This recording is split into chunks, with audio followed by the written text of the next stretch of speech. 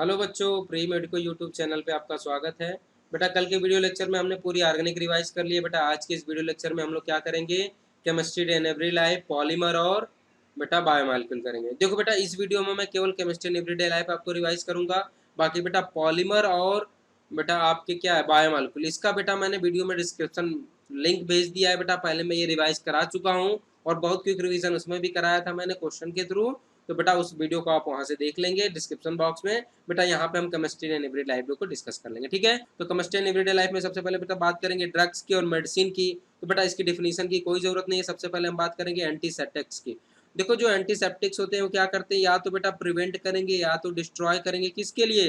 Growth of harmful micro organism on living organism. जैसे क्या हो गया, वोंड हो गया, कट हो गया, स्किन सरफेस पे जो कट हो जाता है उस पर यूज करते हैं। कॉमन एंटीसेप्टिक में आपका हो जाएगा बेटा डेटॉल, सेवलॉन, सिटिविलॉन हो जाएगा, एसिफ्लेविन हो जाएगा, आयोडीन हो जाएगा बेटा, मिथाइलिन ब्लू हो गया, उसके बाद मर्क्यूरोक्रोम हो जाएगा बेटा, फ्यूरासिन हो जाएगा बेटा, सोफ्रामाइसिन। ये सब क्या है आपके एंटीसेप्टिक्स है। बात करेंगे बेटा डेटॉल की, तो डेटॉल किसका मिक्सर होता है, क्लोरीजाइनिलॉल और टर्पिनियोल का मिक्सर होता है, ठीक है।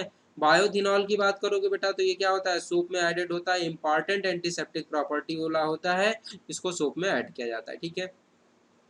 अब बात करेंगे बेटा किसकी, डिसइंफेक्टेंट की। देखो डिसइंफेक्टेंट वो होते हैं जो कंप्लीटली डिस्ट्रॉय कर देंगे माइक्रो ऑर्गेनिज्म को, ठीक है, समझ में आया। और ये नॉन लिविंग ऑब्जेक्ट्स पे यूज किए जाते हैं। लिविंग ऑब्जेक्ट्स पे डिसइंफेक्टेंट उनको यूज नहीं करता है क्योंकि ये लिविंग के लिए क्या होते हैं, टॉक्सिक होते हैं, ठीक है। और इसका यूज किया जाता है स्टरलाइजेशन के लिए।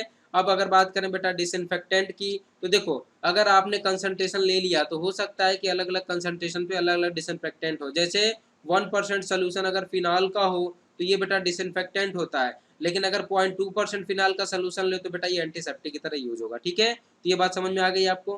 अब आता है बेटा एनाल्जेसिक। एनाल्जेसिक क्या होते हैं, वो जो रिलीफ, पेन में रिलीफ करें। अब दो टाइप के होते हैं बेटा, एक होता है नारकोटिक्स, दूसरा होगा नॉन नारकोटिक्स। नारकोटिक वो होता है जिनकी हैबिट पड़ जाए, नॉन नारकोटिक वो है जिनकी हैबिट नहीं पड़े।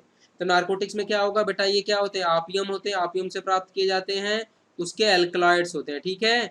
और ये बेटा यूज किए जाते हैं स्लीप में और अनकॉन्शियसनेस में जब इनका डोज ज़्यादा हो जाता है, ठीक है। जैसे मार्फिन हो गया आपका, कोएडीन हो गया और बेटा हीरोइन हो गया।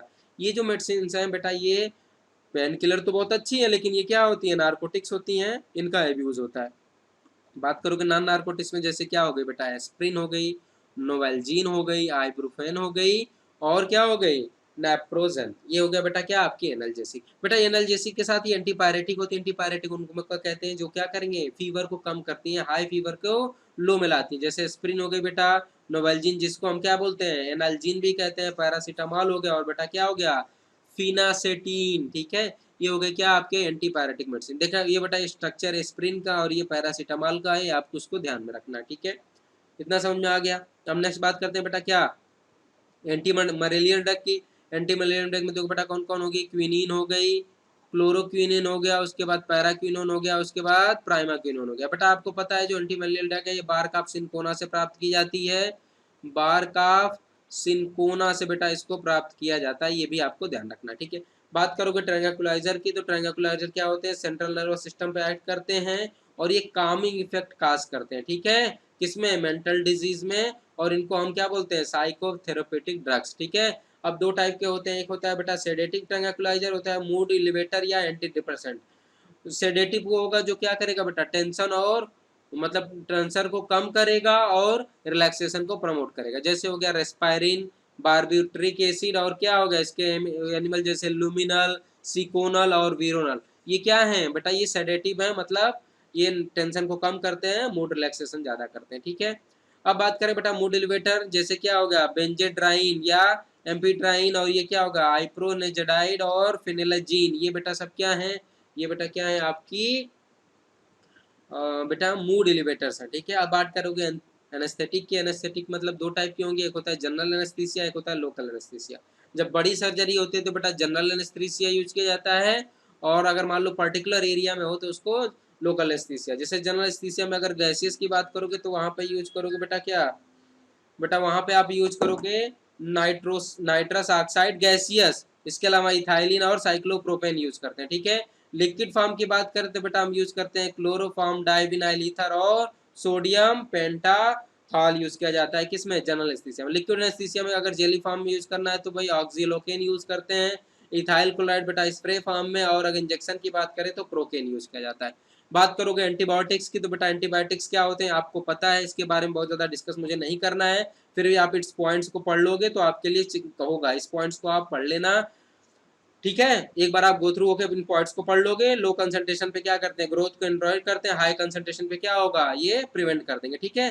तो इसकी बात नहीं करेंगे, हम सीधा सीधा बात करेंगे बेटा किसकी, क्लासिफिकेशन की, क्योंकि क्वेश्चन यहाँ से बनता है। क्लासिफिकेशन की बात करोगे तो सब बेटा स्पेक्ट्रम के बेसिस पे तीन है, broad spectrum, narrow spectrum, limited spectrum. Broad spectrum antibiotic होते हैं, वो किल या इनहिबिट करते हैं wide range of gram positive and gram negative bacteria, ठीक है। जैसे एग्जांपल हो गया बेटा क्या, ओफ्लाक्सासिन हो गया, एम्पिसिलिन हो गया, एमॉक्सिसिलिन हो गया, और क्लोराफेनिकॉल हो गया, ये सब क्या हो गया बेटा ब्रॉड स्पेक्ट्रम एंटीबायोटिक। नर स्पेक्ट्रम एंटीबायोटिक क्या होते हैं, जो मेनली क्या करते हैं, या तो वो ग्राम पॉजिटिव बैक्टीरिया के लिए काम करेगा या तो ग्राम निगेटिव बैक्टीरिया के लिए, उनको हम नैरो स्पेक्ट्रम कहते हैं। जैसे एग्जांपल हो गया क्या, पेनिसिलिन जी। अब एक आता है बेटा लिमिटेड स्पेक्ट्रम एंटीबायोटिक्स, ये पर्टिकुलर डिजीज ऑर्गेनिज्म के लिए बेटा यूज होगा, पर्टिकुलर डिजीज ऑर्गेनिज्म के लिए यूज होगा, और ये है क्या, डिसीडाजिरीन, और ये बेटा यूज होता है स्ट्रेन ऑफ कैंसर सेल, कुछ पर्टिकुलर कैंसर सेल के स्ट्रेन के लिए हम बेटा लिमिटेड स्पेक्ट्रम एंटीबायोटिक का यूज करते हैं। अब देखो एंटीबायोटिक दो तरह से एक्ट होता है, एक होता है साइडल मतलब किल करने वाला मैकेनिज्म, दूसरा होता है क्या, स्टैटिक मतलब इनहिबिटरी, ठीक है। तो बैक्टीरियोसाइडल कौन कौन है और बैक्टीरियोस्टैटिक कौन है, तो देखो बेटा पेनिसिलिन जो होता है बैक्टीरियोसाइडल है, बात करोगे अमीनोग्लाइकोसाइड्स और ओफ्लाक्सासिन, ये सभी क्या है, बैक्टीरियोसाइडल है। इरिथ्रोमाइसिन, टेट्रासाइक्लिन और क्रोमाफेनिकॉल, ये बेटा क्या है, बैक्टीरियोस्टैटिक है। एग्जाम्पल जैसे सेल्वेस्ट्रॉन, आर्सेफिनामाइन, प्रोस्टाग्लैंडिन, इसमें जो होता है, जो एक्टिव पार्ट होता है बेटा वो क्या होता है, सल्फा नीलाइड एक्टिव पार्ट होता है बेटा, ये क्वेश्चन आ सकता है, इसलिए इस पॉइंट को आप ध्यान दो। देखो पेनिसिलिन की अगर बात करें तो बेटा जनरल स्ट्रक्चर जो होता है पेनिसिलिन का ये होता है। अगर जी की बात करोगे तो इस आर की वैल्यू पर डिपेंड करेगा, अगर जी होगा आर ये होगा तो पेनिसिलिन जी होगा, आर की वैल्यू होगी तो पेनिसिलिन एफ, और ये होगा तो बेटा पेनिसिलिन के होगा, ठीक है।